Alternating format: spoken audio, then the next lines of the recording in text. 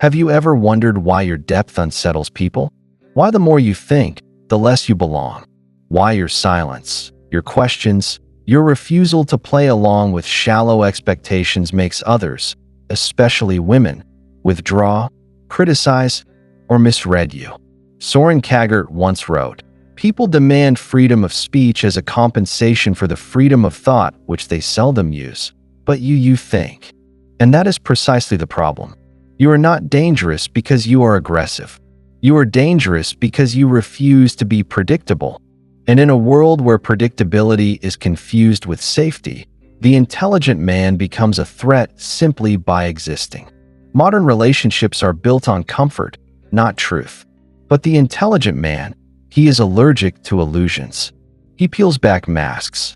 He questions why love feels transactional. He notices the performance in people's eyes, the dissonance between what is said and what is felt. And Kierkegaard warned us the crowd is untruth.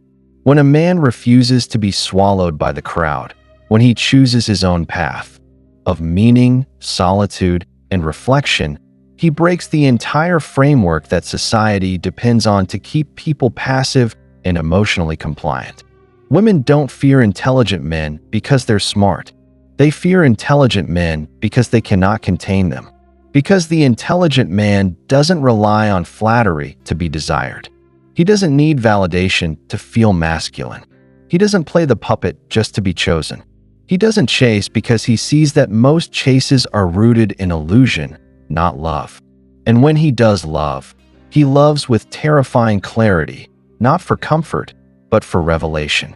That kind of presence, sharp, discerning, existentially honest, is rare. And what is rare is often rejected before it is respected. Kierkegaard wrote extensively about the concept of despair, but not as most people understand it. He called it the sickness unto death, a man being unaware that he is estranged from his true self. And that is what modern culture fears most in men, that they might wake up from the performance, that they might stop being charming and start being conscious, because a conscious man cannot be seduced by applause or emotional chaos. A conscious man is no longer driven by the need to be liked. And when a man stops needing to be liked, he becomes free. And when a man becomes free, he becomes dangerous. Ask yourself, why do you feel misunderstood in every room you enter? Why do you sense people are uneasy around your silence?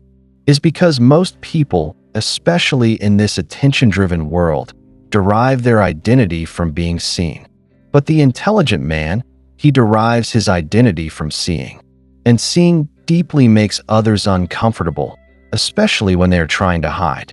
Kierkegaard said life can only be understood backwards, but it must be lived forwards, and intelligent men live forward, but they are always watching, dissecting, understanding the structure of everything: power, emotion, seduction, fear. So what happens when a man is no longer seduced by the surface? When he stops being enchanted by the games, he becomes unplayable, not because he's cold, but because he's whole. And that wholeness threatens the economy of modern dating, where confusion is currency and emotional unpredictability is mistaken for passion. Kierkegaard knew this. He walked away from the only woman he ever loved, not because he didn't care, but because he did. Because he knew that to live authentically meant to reject the role society assigns, even if it cost him everything. Men, listen closely.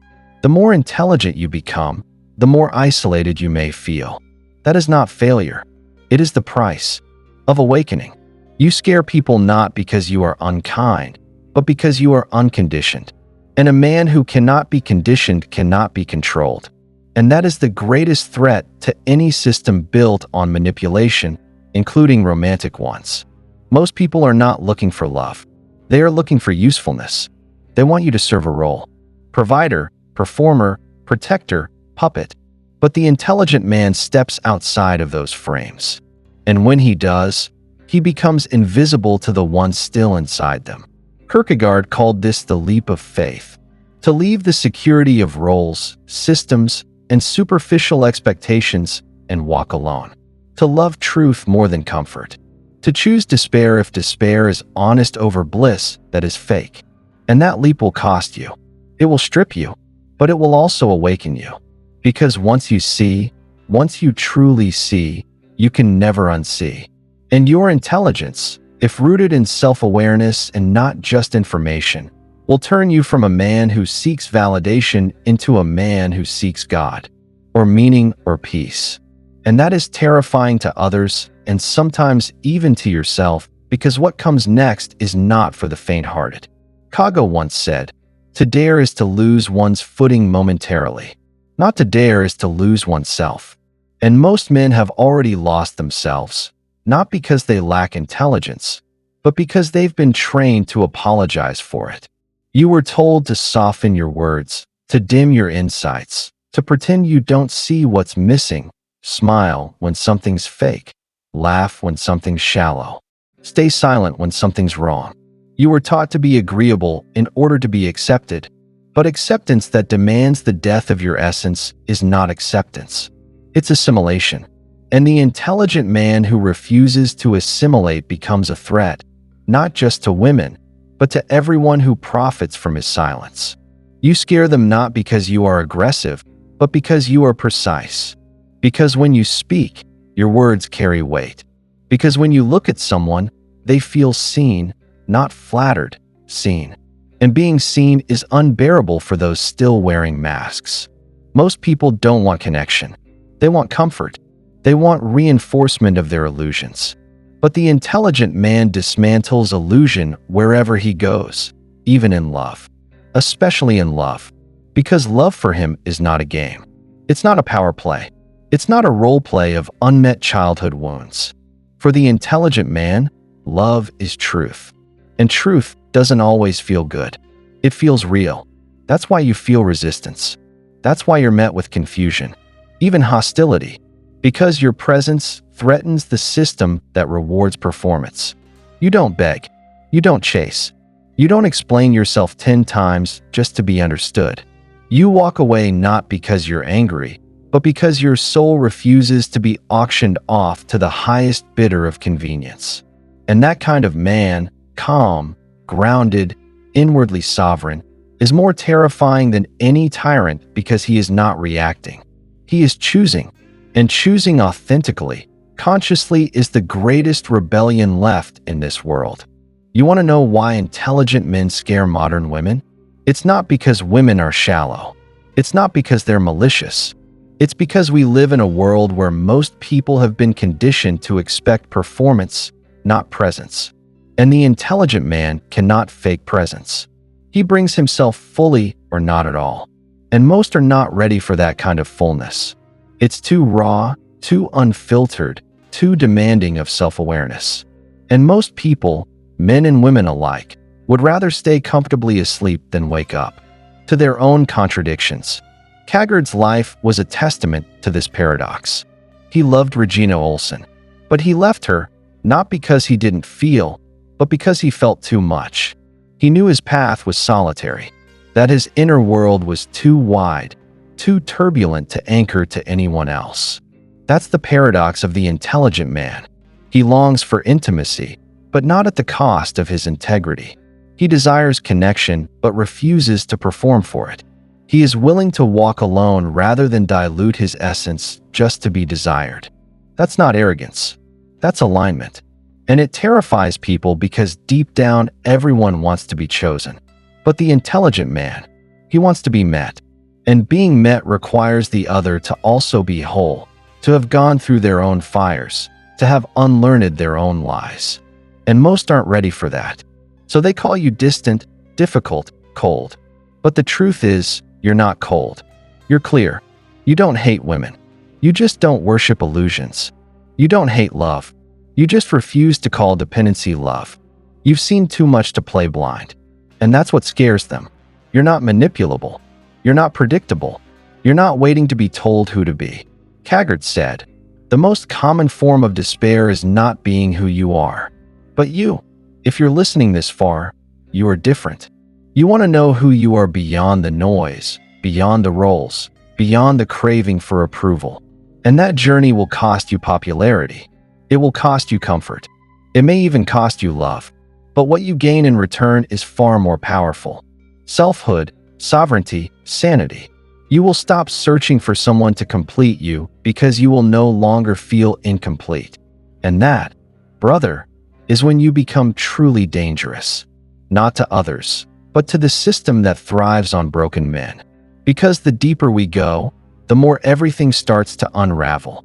Especially the lies you've been told about what it means to be a man in the eyes of the world.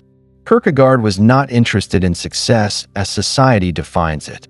He wrote, "The greatest hazard of all, losing oneself, can occur very quietly in the world, as if it were nothing at all." And that is precisely what's happened to so many men. Quiet disappearance. Not physical, not loud, but spiritual.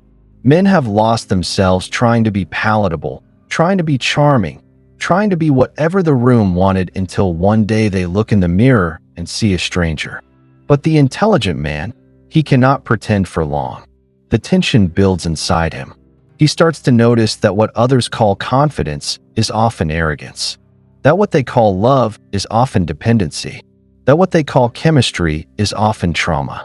Speaking its native tongue, he starts to see. And once you see, you suffer. That's the price of awareness. You suffer because you no longer fit. You suffer because your questions ruin parties. Because your clarity offends comfort. Because your need for truth repels those addicted to performance. And this is where the Kagardian paradox sets in. You either betray yourself to be accepted by the world, or you betray the world to remain true to yourself. Most men take the first path. It's easier. It's praised. But it's a slow death. The intelligent man, if he is brave, chooses the second. And in that choice, he begins to live. Not comfortably, not safely, but honestly. And this honesty manifests in everything. How he speaks, how he dates, how he works, how he worships, how he walks away. And the world punishes that kind of man. Because a man who cannot be seduced by the crowd becomes a mirror to everyone still trapped in it. Let's talk about relationships. Why does a woman feel uneasy around the intelligent man? Not because he doesn't care, but because he cares differently. He doesn't chase. He observes. He doesn't flatter. He listens. He doesn't respond to every emotional cue like a trained dog. He chooses his reactions with surgical precision. This makes him mysterious. And mystery terrifies people who need constant emotional reinforcement. The intelligent man is not absent. He's selectively present. And this selectivity feels like rejection to those used to being worshipped without effort. But he doesn't worship. He discerns. Because intelligence, when combined with emotional clarity, becomes spiritual X-ray vision. You see through smiles, through games, through flattery. And that kind of sight unnerves anyone still hiding. Kierkegaard spoke often about the individual's responsibility to become a self. Not a social role, not a performer, not a mirror of other people's expectations, but a self. And becoming a self requires silence, stillness, reflection, solitude. For things modern culture is allergic to. Because a man who sits in silence too long might stop consuming, might stop conforming, might stop apologizing for who he is. And most terrifyingly, he might stop chasing what was never worthy of him in the first place. You want to terrify people? Walk into a room and don't seek attention. Just observe. Don't over-explain. Speak with precision. Set boundaries without raising your voice. Be kind without being compliant.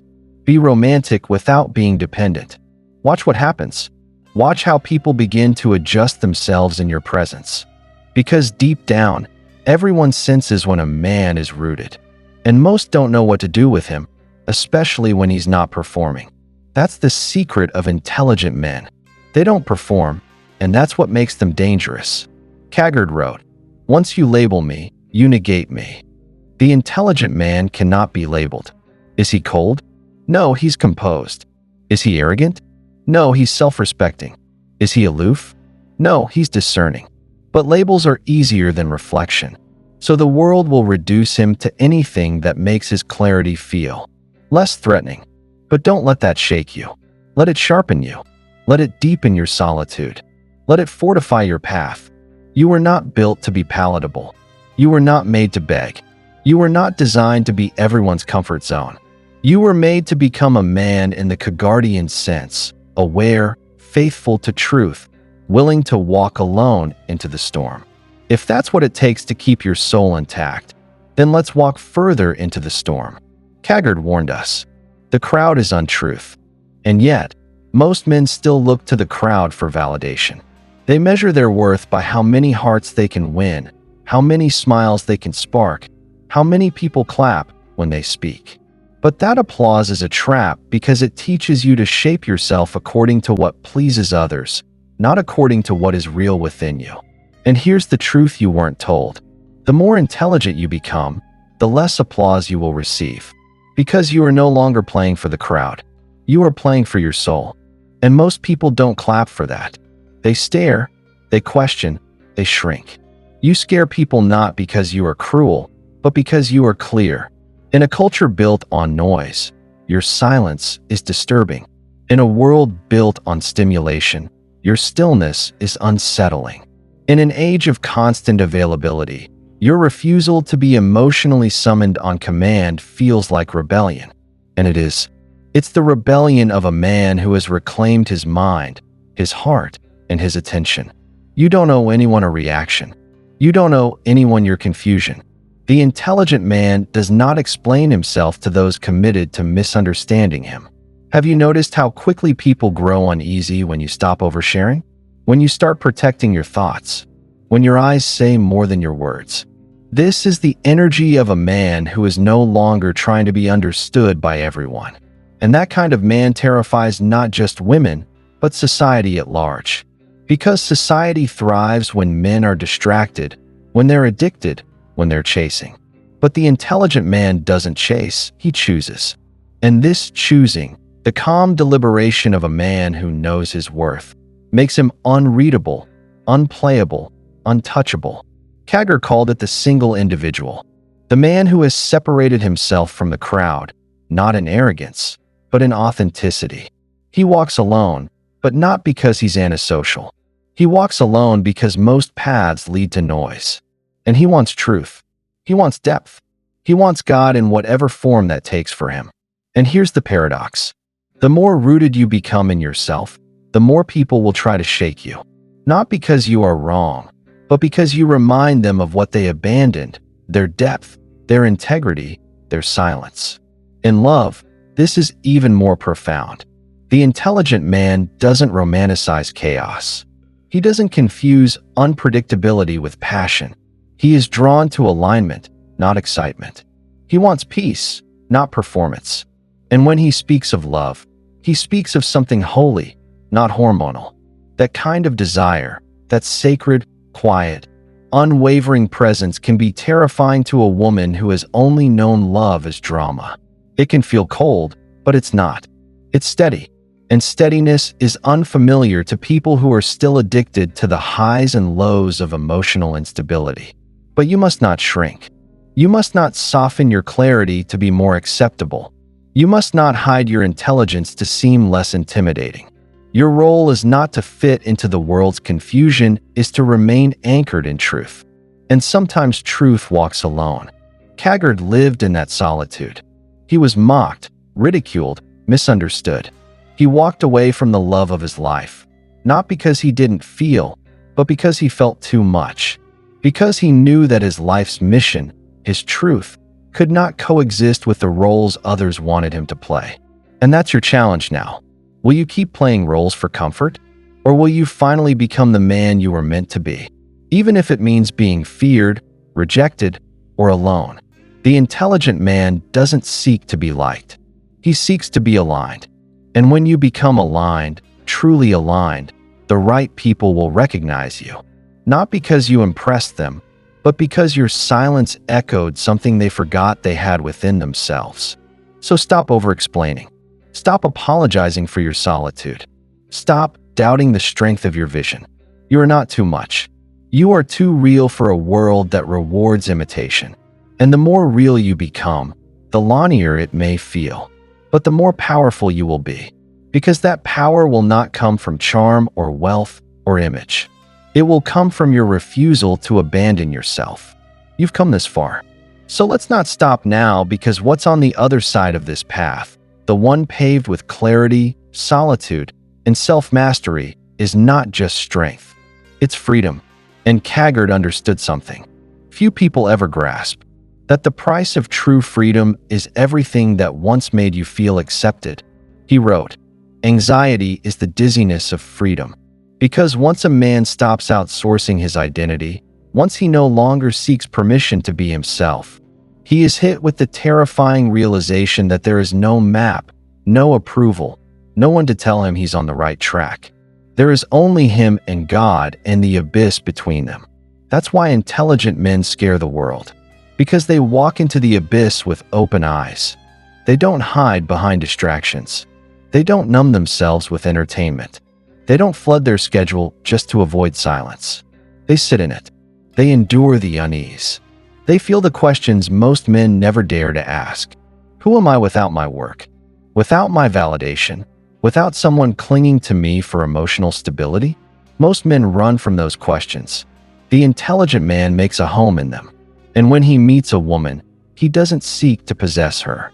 He doesn't want to fix her, control her, or impress her. He wants to see her. And that kind of seeing is rare. It pierces through vanity, through ego, through performance. It demands presence. It demands truth. And truth is a fire that most people fear because it doesn't flatter.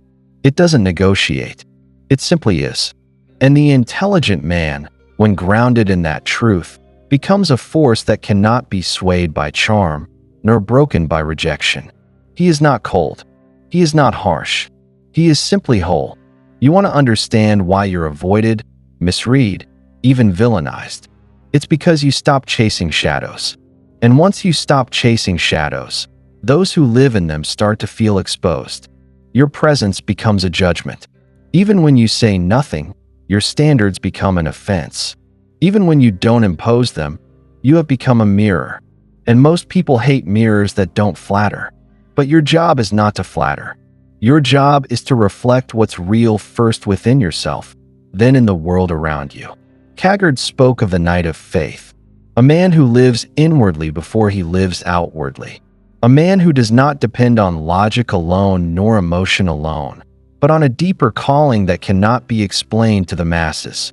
The knight of faith walks the earth unnoticed by most. He's not loud. He's not decorated in titles.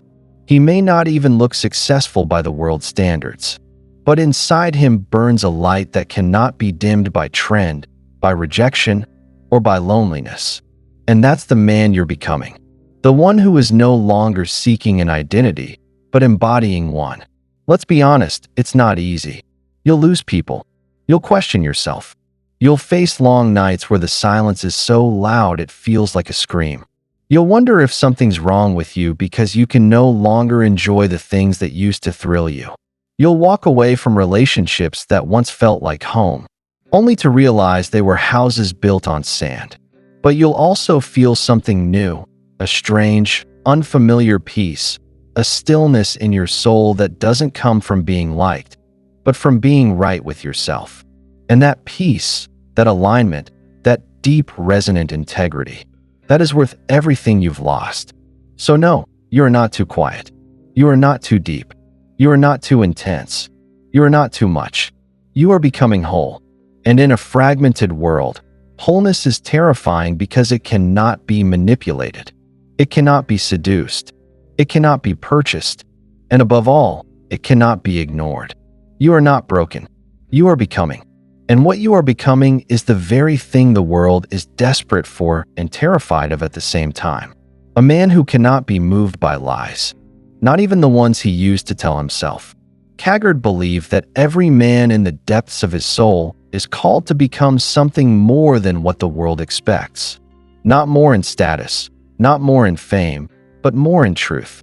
What I really lack is to be clear in my mind. What I am to do, not what I must know.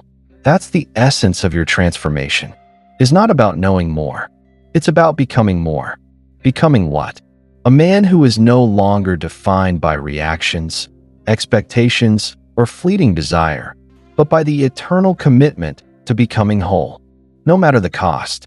By now, You've probably felt the weight of this path, the ache of solitude, the sting of being misunderstood, the exhaustion of being the only one in the room who sees clearly while others play blind. But let me tell you something most won't. That pain you feel is sacred. That loneliness, it's not your enemy. It's your proving ground. Because once you've learned to walk alone, to sit in silence, to observe without reacting, to love without losing yourself, then, and only then, do you become truly untouchable. The intelligent man who embodies Kierkegaard's truths does not fear rejection because he no longer lives in pursuit of being chosen. He has chosen himself, and that changes everything. It changes how you love. You stop looking for someone to fill your silence and start seeking someone who respects it. It changes how you work. You stop performing for a paycheck and start building something that reflects your essence. It changes how you exist because you're no longer driven by escape, but by alignment. And this alignment makes you rare. Not because you've become better than anyone else, but because you've dared to face what most men never do, the unbearable light of your own potential. Most people run from it. They settle. They shrink. They conform. But you listen to the whisper. You followed it through the fog, through the heartbreak, through the ridicule. And now here you are, not finished, not flawless, but free. And that freedom, quiet as it may seem, speaks louder than any performance ever could. You've learned to walk away when something insults your soul. You've learned to say no, not to hurt, but to protect. You've learned that peace is not found in the presence of others, but in the absence of self-betrayal. You've learned that love is not a transaction. It's a mirror, and that the woman worthy of your depth is not the one who flatters your surface, but the one who sees your silence and chooses to stay anyway. And maybe she'll come, maybe she won't. But either way, you will not wait in desperation. You will walk your path alone if you must. Whole either way. Kierkegaard lived a life of solitude, but not sorrow. His pain became scripture. His questions became fire. And his writings, they became the map for men like you. Men who feel too much, think too deeply, and refuse to perform for approval. So if you are misunderstood, good. If you are feared, good. If you are called cold, arrogant, distant, good. It means you've stopped being digestible. It means you've stopped living on the surface. It means you've started to matter. Because at the end of the day, the world doesn't need more nice guys. It doesn't need more charm. It doesn't need more puppets.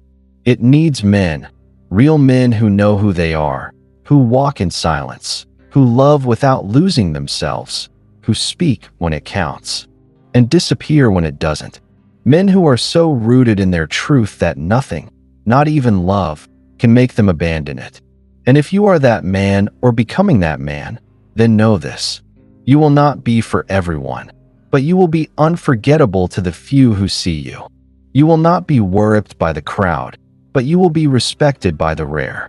And most importantly, you will respect yourself in the quiet moments, in the hard choices, in the long nights when you choose peace over performance, truth over approval, solitude over shallow comfort. If this message spoke to your soul, don't let it end here. Like this video. Share it with someone who's still in the fog.